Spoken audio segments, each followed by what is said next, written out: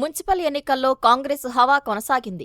రాష్ట్ర ప్రభుత్వ అభివృద్ధి సంక్షేమ పథకాల అమలుతో అన్ని వర్గాల్లో పార్టీపై అభిమానం పెరిగినట్లు ఈ ఎన్నికల ఫలితాలు చాటుతున్నాయని కాంగ్రెస్ నాయకులు పేర్కొంటున్నారు. పట్టణ సమస్యల పరిష్కారం కోసం కాంగ్రెస్ ఇచ్చిన హామీలు, స్థానిక సమస్యలపై దృష్టి పెట్టి చేసిన ప్రచారం అధికార పార్టీకి అనుకూలంగా మారాయి.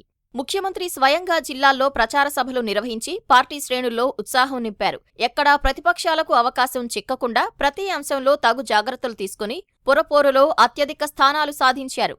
ఉచిత బస్సు ప్రయాణం, సబ్సిడీపై సిలిండర్లు, రాయితీపై కరెంటు వంటి పథకాలతో మహిళల్లో ప్రభుత్వంపై నమ్మకం ఏర్పడిందని పార్టీ వర్గాల అంచనా.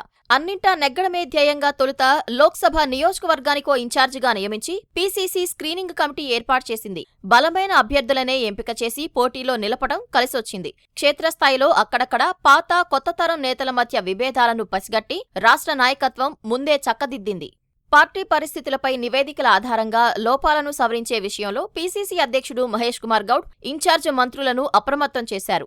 అంతర్గత సమావేశాల్లో ప్రతి చోట కాంగ్రెస్ బలాబలాలను అంకెలతో సహా సీఎం రేవంత్ రెడ్డి మంత్రులకు వివరించారు. పార్టీ వెనుకబడిన చోట్ల గట్టి చర్యలు తీసుకోవాలని బాధ్యులైన నేతలను, ఇన్ఛార్జ్ మంత్రులను హెచ్చరించారు. పంచాయతీ ఎన్నికల్లో రెబల్స్ వల్ల కాంగ్రెస్కు ఎదురైన ప్రతికూలతల దృష్ట్యా ముందే గమనించి పురపోరులో అలాంటివి ఎదురుకాకుండా జాగ్రత్తలు తీసుకున్నారు.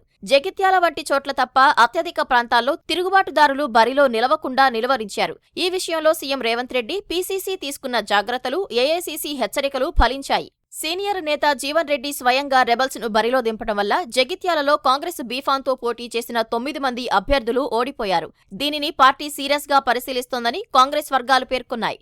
మొత్తం మీద మున్సిపల్ ఎన్నికల ఫలితాలు పట్టణ రాజకీయాల్లో కాంగ్రెస్ పట్టును బలంగా చాటాయి. స్పష్టమైన మెజారిటీ రాని చోట్ల స్వతంత్ర అభ్యర్థుల సహకారం, ఎమ్మెల్యేలను, ఎంపీలను, ఎమ్మెల్సీలను ఎక్స్ అఫీషియో సభ్యులుగా చేర్చడం ద్వారా మెజారిటీని సాధించే దిశగా కాంగ్రెస్ నాయకత్వం కసరత్తు చేస్తోంది. తద్వారా అధిక సంఖ్యలో చైర్పర్సన్, మేయర్ పదవులను దక్కించుకోవాలని అధికార పార్టీ పావులు కదుపుతోంది.